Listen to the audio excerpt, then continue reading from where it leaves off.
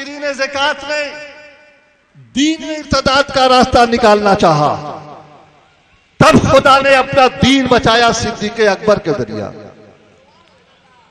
जब शहंशाहे, जब कैसरों किस्रा की मगरूरी ताकतों ने इस्लाम को चैलेंज किया, तब खुदा ने अपना दीन बचाया फारूक आजम के जरिए।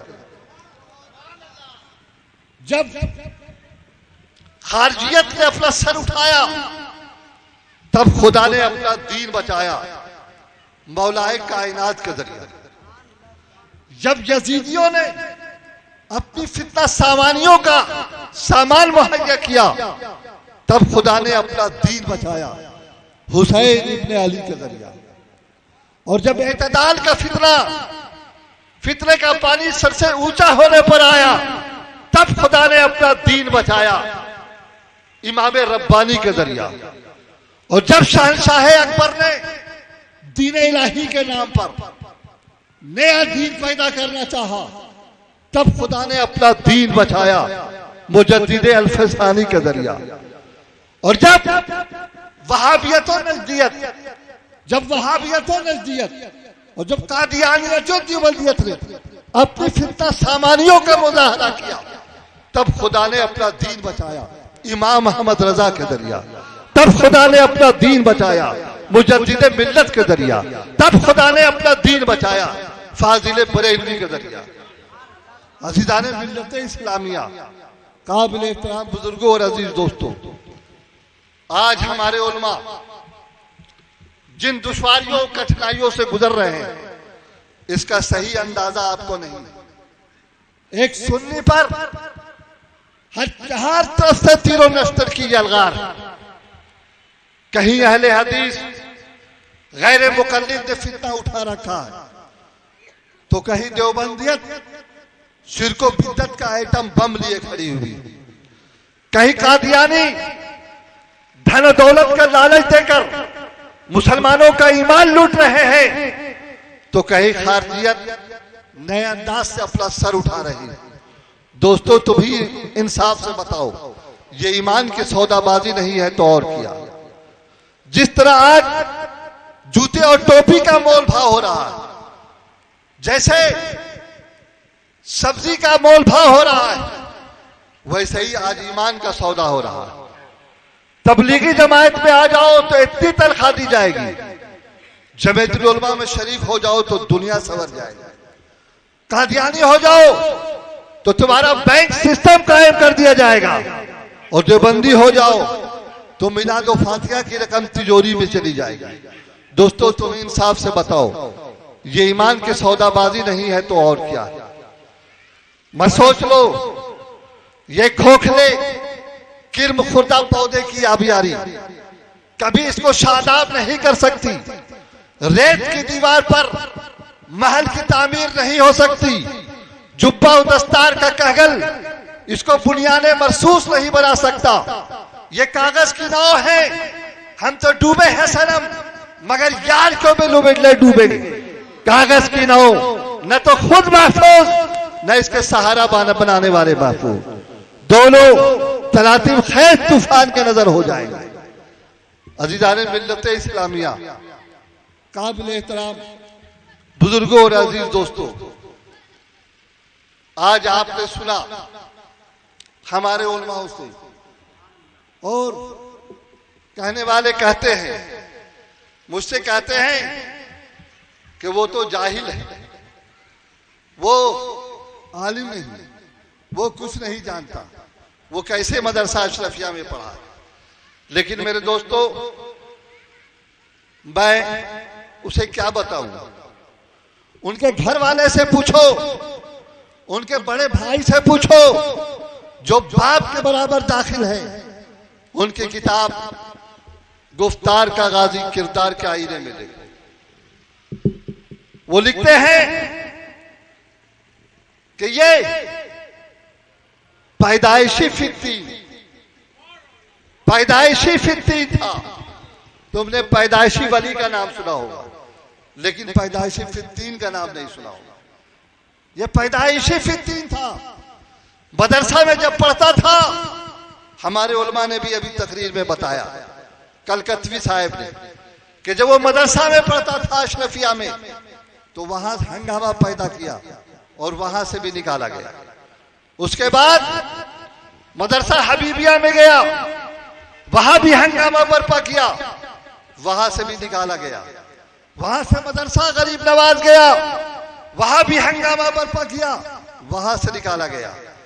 उसके बाद कलकत्ता मदरसा गौज़े आजम गया, वहां भी फितना किया, वहां से भी निकाला गया। मेरे दोस्तों जरा गौर कर लो, ये कहां कहां से निकाला गया। ये अशरफिया से नहीं निकाला गया, ये मदरसा हबीबिया से नहीं, ये मदरसा गरीब नवाज से नहीं, ये मदरसा गौसे आजम से नहीं, बल्कि अशरफिया नहीं, बल्कि ये हाफिज मिल्लत के दर से निकाला गया। हबीबिया से नहीं, मुजाहिद मिल्लत के दर से निकाला गया।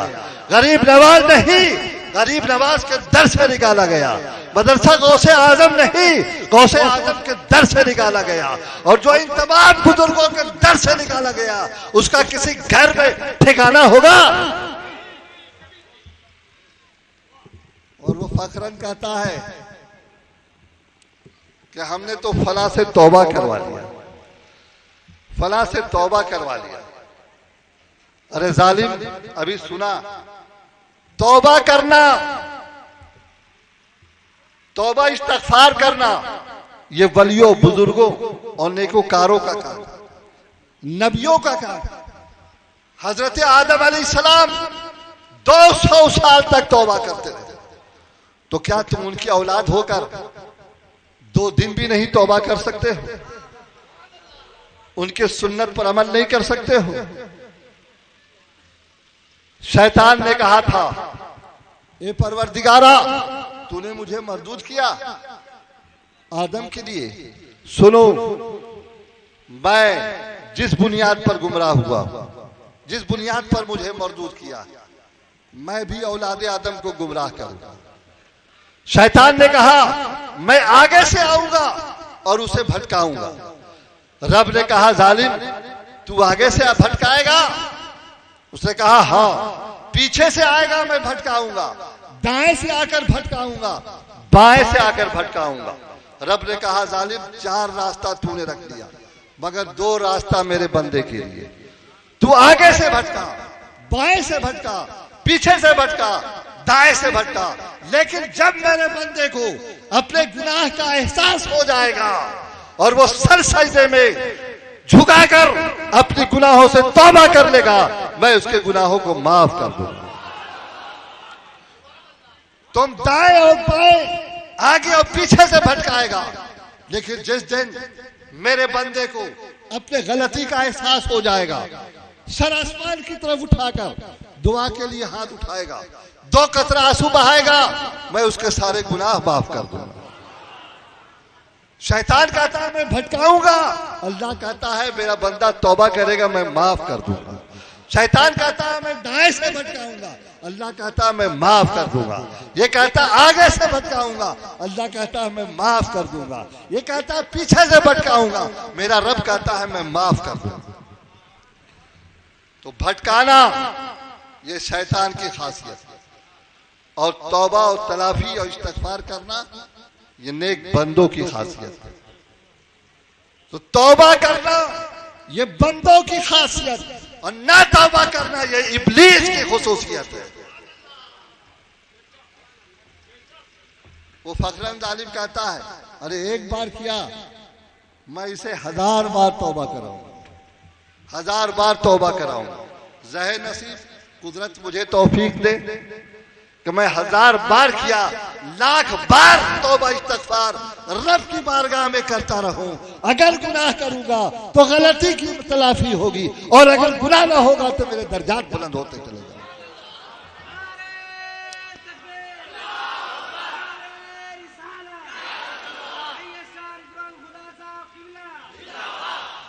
मगर जालिम, तुझको तौबा नसीब नहीं हो। कहा गया कि इब्लीस को तौबा नसीब नहीं होगा। दुनिया तो दुनिया, मरने के बाद भी, जहन्नम में जाने के बाद भी, हर 1000 साल या हर 1,00,000 साल के बाद कुदरत शैतान से कहेगा, जहन्नम में जलने के बाद हर 1000 या 1,00,000 साल के बाद रब कहेगा, ऐ इब्लीस अब भी तू तौबा कर ले तो मैं तेरे गुनाह को माफ कर दूंगा। मगर वो शैतान इनकार कर देगा। हर 1000 साल के बाद, हर 1,00,000 साल के बाद परवरदिगार कहेगा, अब भी तू तौबा कर ले मैं माफ कर दूंगा। मगर वो हर बार इब्लीस इनकार करता जाएगा। पता चल गया कि तौबा इस्तगफार करना ये नेक बंदों का तरीका है और न तौबा करना ये शैतान का तरीका है।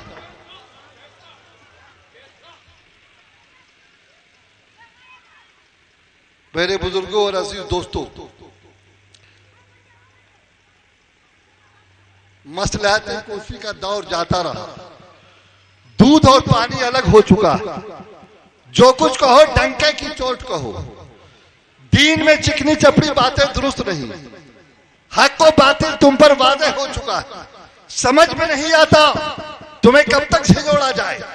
फिर तुम ही बताओ आखिर कौन सी तरशय तुम्हारे लिए पैदा की जाए जो तुम्हारा ये नशा टूट जाए, दीन का जादू उतरे और तुम्हें कंगनाई देकर बेदार हो जा। उठो लिल्लाह, उठो वफादारी रसूल पर सर धड़ की बाजी लगा लो। ये सोच लो आज तक चोला बदलने वाला मुफ्ती कल कयामत में तुम्हारा साथ नहीं देने वाला।